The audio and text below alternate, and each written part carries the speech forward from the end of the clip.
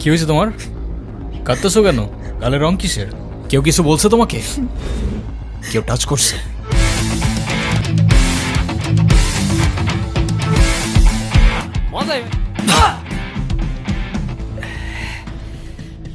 কিরে তুই আমারে মাল কেন?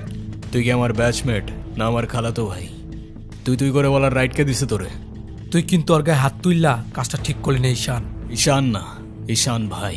রেসপেক্ট দিয়ে কথা বল, নাইলে ওরে হসপিটালে নেওয়ার আগে তোরে দফন করতে হবে।